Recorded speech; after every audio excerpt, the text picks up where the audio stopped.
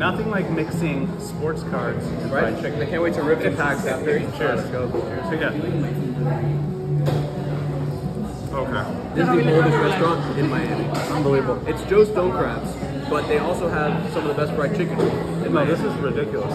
This is George, Mr. Eats 305. Nobody knows more about food in Florida, or particularly Miami, than this guy does. He's also a big sports card collector, particularly with all the Miami teams. Who's your favorite player of all time? For basketball, it's Udonis Haslem. The most Miami story. Grew up, born here, went to Miami High. He went to the University of Florida. I wish it would have been University of Miami or Florida International, but still stayed in Florida, undrafted. No one tells a story like Miami than the Udonis story. You know, he wasn't the Dwayne Wade, he wasn't the Shaq, but he still brought a lot of heart every time he played, and I respect it. So when he was at the, he just got his jersey retired. Oh, I know. It just happened. Yeah. And one thing that stuck with me that what he said was he called out all the neighborhoods in Miami. This isn't just number 40, Udonis Haslem going up in the rafters. It's a collective effort of the Miami story going up in the rafters. So every time you look up number 40, it's yourself. Yeah, it's yeah. Miami. It's You're part of it. So that's what I really appreciate. It's more than just, you know, watching someone who was impressive on the court. It's what his impact has been to Miami. Yeah, what's your card? I do that. Multiple, you know. And it's also easy to collect him because not everyone collects him. Yeah. So it's very attainable. Yeah. And I like it when a player like sticks with the team, that like they become kind of that franchise player, and they're not just jumping around to a new team every like 3 months. That's the issue that I have with the Marlins. Yeah. It's not because of the players' faults, it's more because of the ownership and management faults. We are jumping from management to management. Yeah. And it's hard to keep players, especially when they get good, they get expensive, and we're a small budget team. So I understand it from a business standpoint, but it's been hard for me to find a favorite player on the Marlins to grow up with. Yeah. You know, it was Dontrell Willis, Juan Pierre, Miguel Cabrera growing up. But then once they leave the Marlins, it's like all kind of of a sudden, lose that. you lose the interest. So, but those were 3 guys that were very, you know, impactful. But Ken Griffey is hard to not love. Ken Griffey Jr. You know, the swing and playing video games. That's You the would first play game. him? Yeah, Yeah. you play as him. You play the home run derbies. Every time you were introduced to video games as a kid, you were always the Ken Griffey. Seattle Mariners. Yeah. Because of Ken Griffey. Same thing with A-Rod, being that he was from Miami. Yeah. You know, you were like, there was extra incentives, not just Ken Griffey for the Mariners. I used to play Tecmo Bowl, the football game, and I Coach played Jackson. Lawrence Taylor every time because that dude, if you had the ball and you're Lawrence Taylor, you're getting a touchdown no matter what. You can't lose. And so I liked him because of the video game. Yeah. And Bo Jackson, of course. Like, unstoppable. How can you not like Bo Jackson? Football, obviously, I'm a Reno collector, but not to the extent of people maybe like a little bit older than me that actually got to appreciate watching him play. Because what I saw, I was 8 years old when he retired. Yeah. So you didn't, I didn't really experience it, but I You know of, understood, and I was, you know, I've watched all of those games that he had stellar performances in. See, I didn't grow up watching football, and so the first time I heard about Dan Marino was Ace Ventura. But it's been since the year 2000 that the Dolphins have won a playoff game. But after the Lions have broken Now their the 30 Dolphins. years, Yeah. now it's the us. Dolphins. Hey, I'm a Trailblazers fan for basketball. Okay, so I feel pain. You get it. Should we get into the stone crabs? Yeah, let's do it. How do you? So what's they're the already story kind of here? cracked.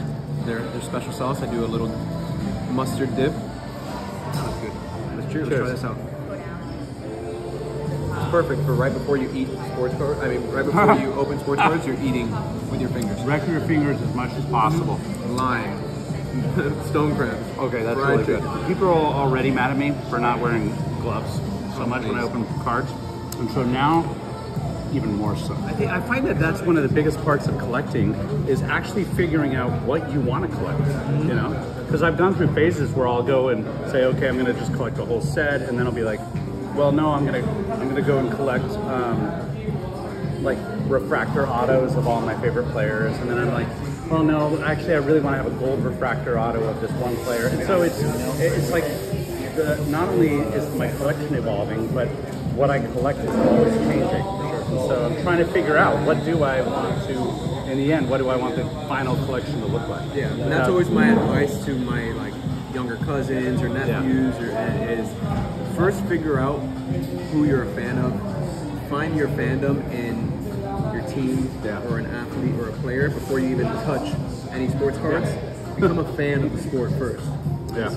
because passion for a certain player or a certain design or a collection might die down. Yeah, totally. But your passion for the Trailblazers, my passion for the Dolphins, have lasted even through the ups and the downs. Yeah, no matter what. So I want people first to find the passion of their fandom, then start collecting behind that. That's why I say when you ask me, oh, what do you collect? I'm like, this is Miami sports, because I love everything that Miami stands for.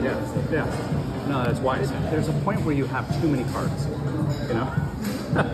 And so I had to admit to myself, I have too many cards. And so I went through and I did a cull. I went through and I was like, do I really care about these cards? And so I went through, because I find that I can enjoy my collection more the fewer that I have.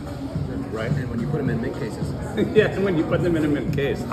Yeah, exactly. Actually, that was one of the reasons I wanted to do mint, was I wanted to kind of make certain cards more special than just because as soon as you put them in a mint case, that card takes a new life of its own because now it feels like an art piece. Yeah. You know, move over from the binders to the slabs, cases, exactly. It's upgraded. That's art.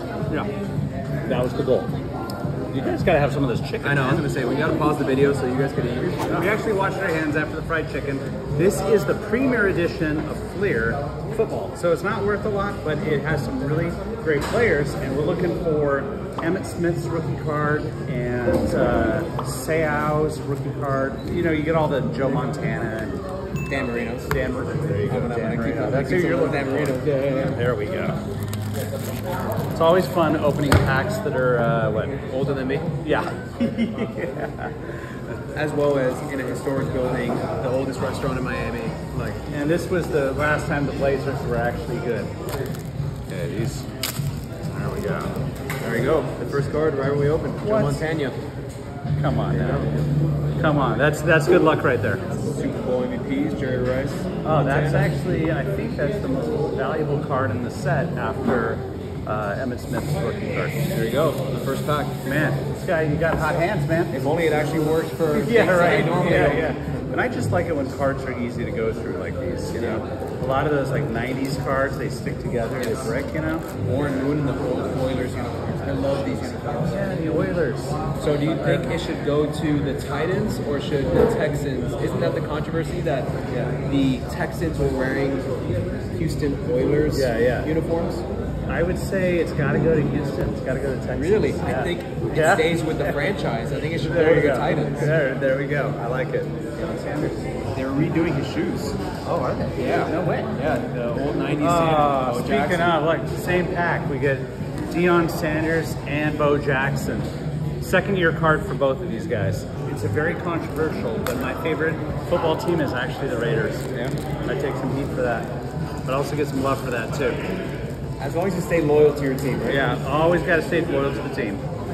They were the first team I ever remember cheering for, back in 1990 when Bo Jackson.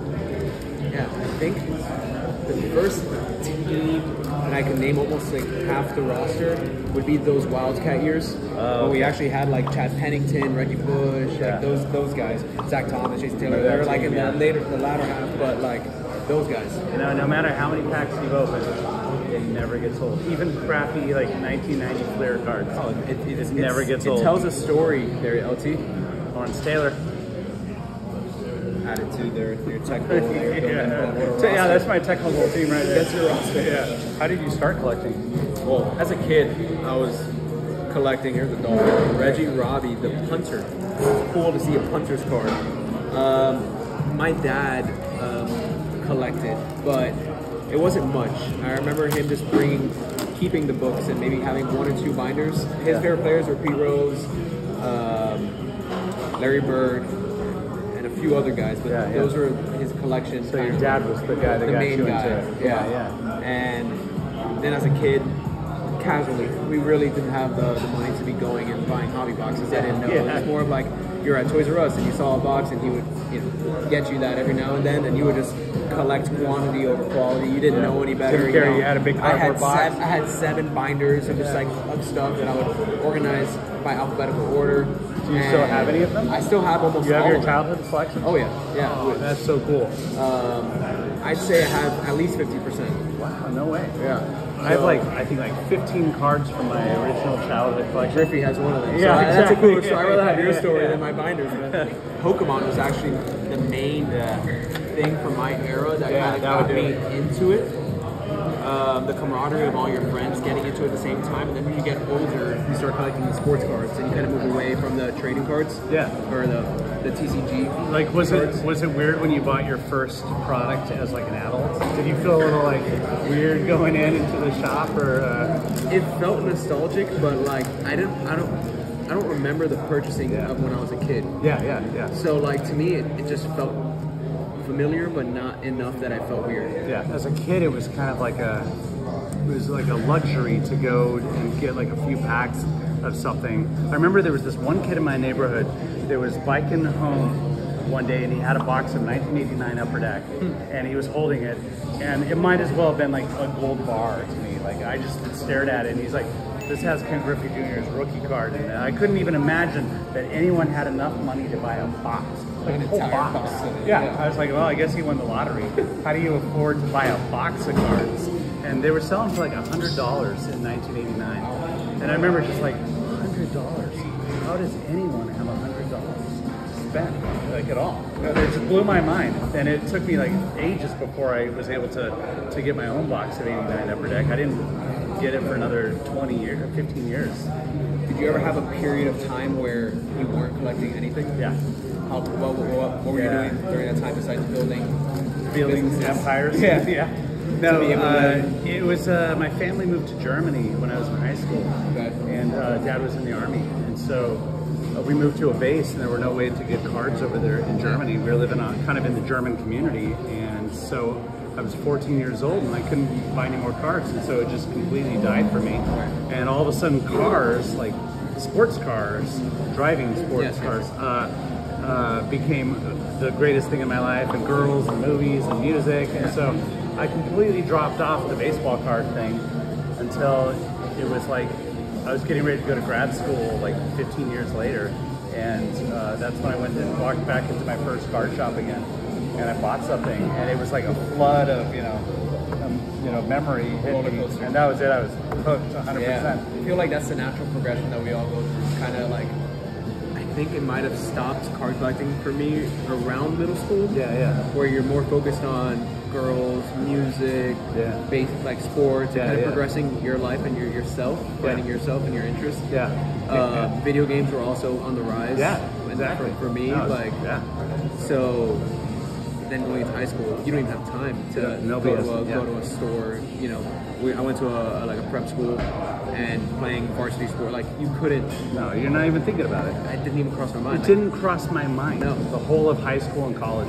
Didn't even think about it. I didn't even think that, like, oh, this could be worth something at one point. Like, business-wise, you would think, like, oh, I should check back on those cards, see what they're worth. But it was more like, you're so focused on your day-to-day, you didn't even take a step back to reevaluate. No, that's why I don't have most of my most of my childhood cards. Is I remember sometime around, I was like, 27 or something, and our family had like a garage sale before they were going to move somewhere, and so I was just like, oh, let me just get rid of all the stuff. I don't collect anymore. It was a childhood thing, and so I think I went through my collection, found like my favorite like 15 cards or so, put them to the side, didn't really think about it, and then it wasn't for another 5 years past that when all of a sudden it hit me from an emotional thing. So I think a lot of kids that are collecting right now, they don't realize it, but like 10, 15 years from now, all of a sudden they're going to get back into it and be like, it's a lot sooner than you expect.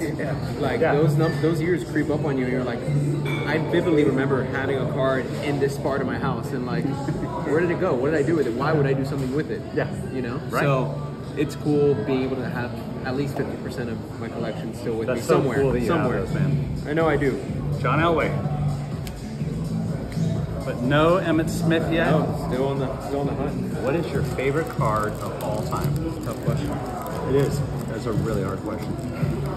I think for nostalgic purposes, back to Pokemon, like the base set Charizard that kind of got me into it. Hollow and not even first edition. It could have just been like the normal base hollow, which I have, and I still have my original. Really? Yeah, The original one that you pulled as a kid. I have my entire 151, whatever card set that base set was. I had the entire They collection. mean more because you've had it since Big you were time. a kid, yeah. Big time. And knowing that I pulled it as a kid, and probably the emotions that I went through was insane. Oh, there we go. There we go. Dan Marino. The duo. In Miami. The That's, duo. yeah, Where's Clayton? there we go. There's Clayton. There you go. Boom. Boom. I got the trio. You got the trifecta I'm right happy there. with the trifecta. Yeah, you got it. Yeah, You that's got it. Oh. I got 2 Bobby Humphreys, but different players.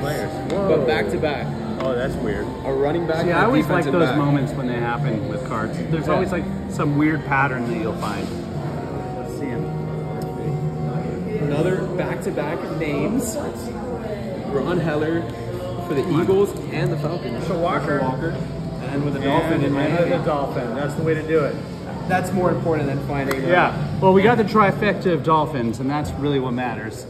And we made a mess at a restaurant with not with food, but with sports cards. Combining fried chicken and sports cards. That's a good way to spend a day. what we Thank do you in so Miami, much, man. My pleasure. This was a lot of fun.